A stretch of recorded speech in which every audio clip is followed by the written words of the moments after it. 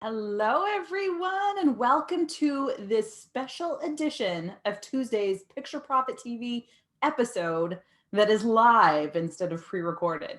Now, I am super thrilled to be here with you all today, live, because welcome to. I could just hear myself. I don't know if you could hear me back through my mic, but it was weird and I didn't care for it. So I just turned it down. Now, really quickly, I am going to share the link to this live in my Facebook group. Now, I have a free Facebook group for makers, and I would love for any of you tuning in to join me there if you haven't already. You can find it on Facebook. You can just Google a DIY product photography for handmade sellers, and that is me. Or you can just even probably look up my name and it will show up. So I'm posting that right now because I want to make sure that they can find me. Now, I had originally intended to go live at 1 p.m. Eastern, and I had to shift that an hour early because life happens and I have to take my dog to an emergency trip to the vet. You know what? It happens. Best laid plans. You all know what I'm talking about, right? We all have businesses and we all have families and we know what it's like. So I wanted to hop on early so that if anybody hops on at 1 p.m. Eastern hoping to catch the live, they'll be able to at least watch the recording. So if you are all tuning in, I see that there's a few people here watching. So if you're tuning in, feel free to say hey and let me know where you're tuning in from today. And today's topic is one that I'm really excited about. And I feel like I don't talk about it enough. There are a lot of other benefits to having great product photography other than just simply selling more of your product. That is obviously the main thing that we're seeking to achieve with great product photos. But there's a lot of side benefits to it as well. And one of those is that you can actually raise your prices if you have better product photos. And there's a few reasons for that. And I'm going to talk about some of the reasons for that. And I also want to really outline a couple of things that you can do with your product photography that will enable you to reach those higher prices. So the first thing to know is that, hello, Shelia from Maryland, tuning in and saying hello. Now, one of the things, so here's what I really want you to understand about how your product photography impacts what you can get for a price. So there's this very important thing to understand about product photography and visual marketing online, and that is something called perceived value.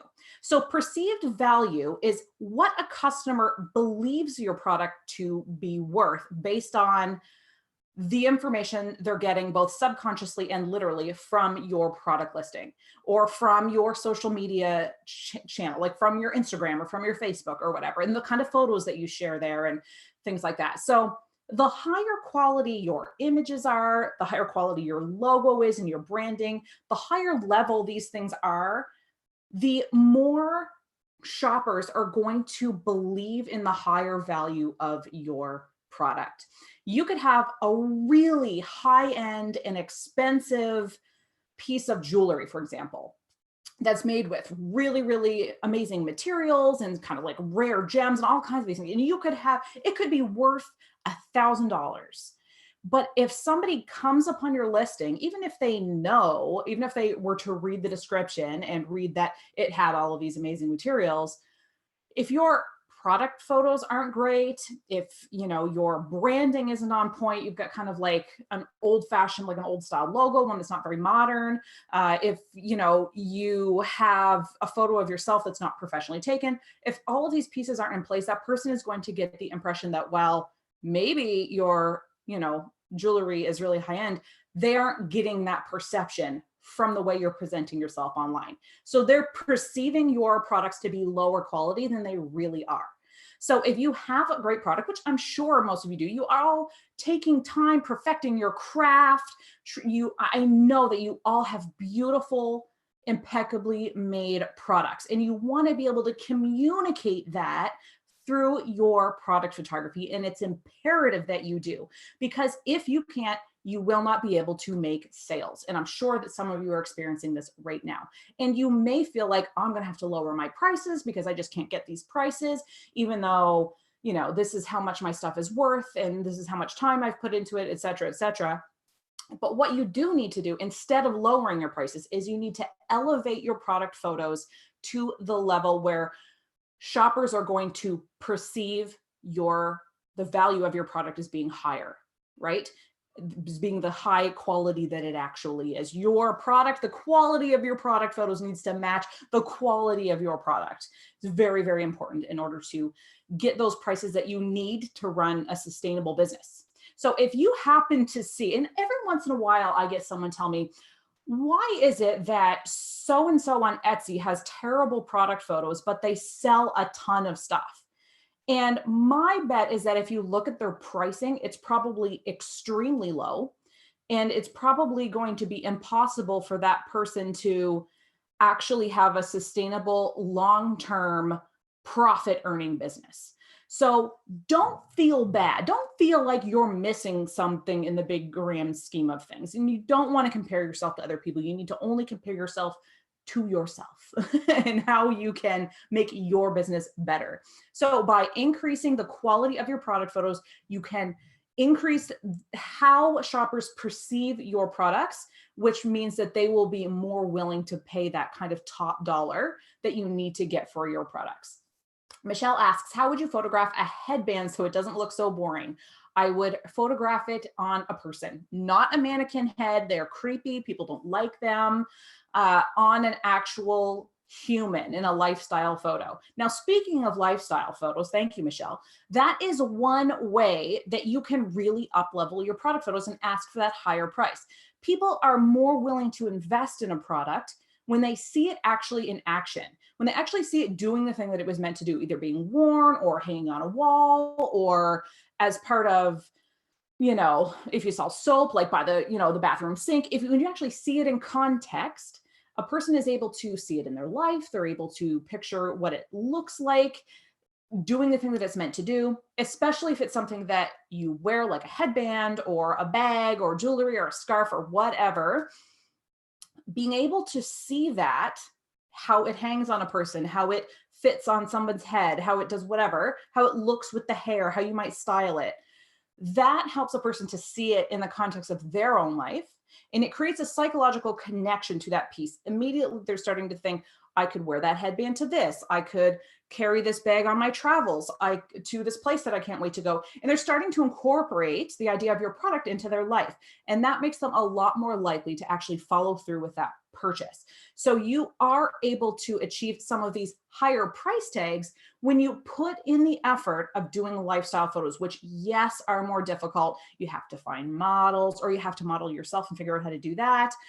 You have to make sure that you're able to successfully take a lifestyle photo, because it's, as we all know with product photography, it's not really super straightforward. And it needs to be a great photo. It can't just be a photo like on somebody's head. It needs to be done correctly. So there are pieces to this that can be difficult to achieve. And that's why a lot of people aren't using products or lifestyle product photos.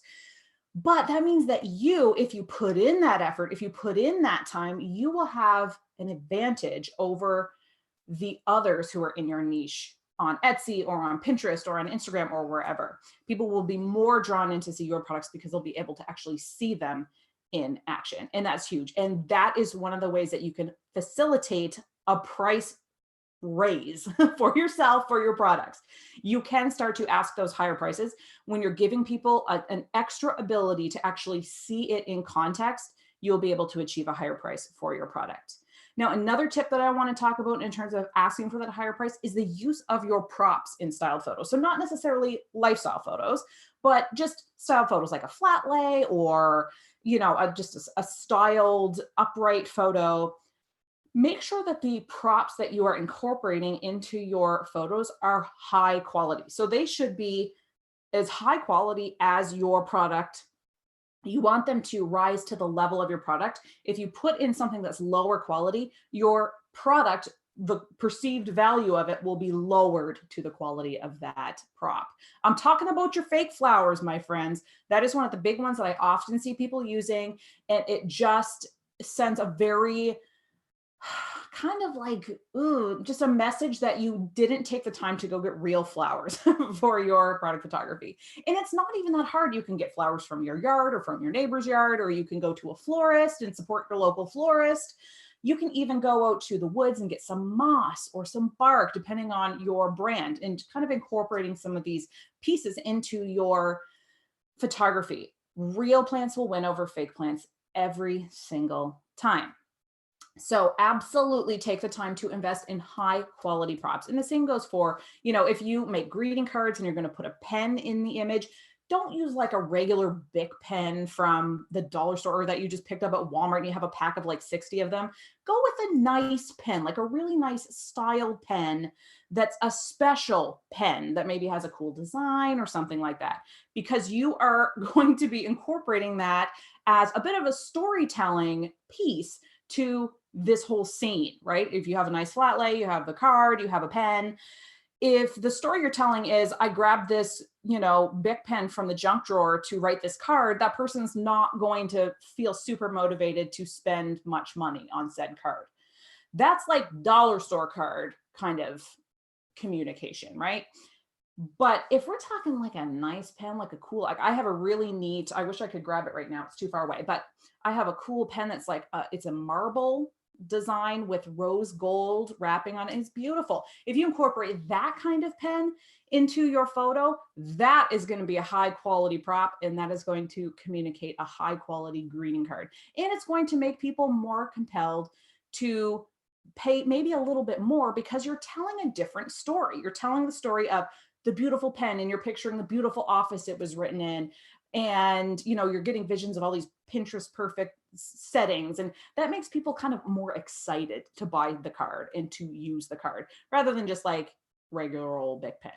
So think about the props you're using. Make sure that you're using ones that communicate quality, that tell a great story, and incorporate some of those into your photos. Now, last but not least, I am going to emphasize the importance of having excellent quality product photography. This is a blanket tip, okay? Your product photos must be stellar if you're going to be asking for prices that will actually allow you to run a sustainable handmade business. You must have photos that are really well lit. The lighting is great. It's soft. It's even. There's no strong shadowing.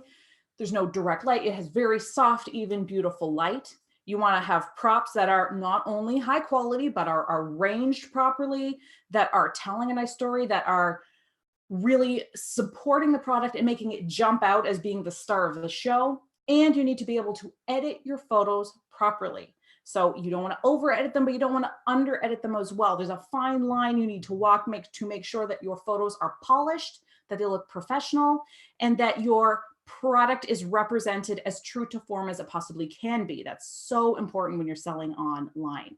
So there are a lot of pieces to this to achieve those product photos that do allow you to raise your prices, but they're so worth it.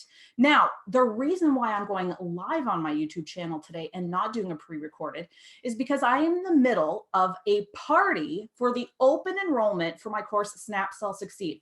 Now, many of you listening to this probably already know about Snap, Sell, Succeed because you probably watch my videos every week and you've heard me talk about my students. Snap, Sell, Succeed is not always open for enrollment. It gets open periodically because I like to be able to focus on my students who are in the program more than I want to constantly have students being shuffled in because it just kind of disrupts the flow. So I try to get everybody in at once so we can work on a whole bunch of stuff, and then I'll open it again down the road. Now, it is open until February 19th.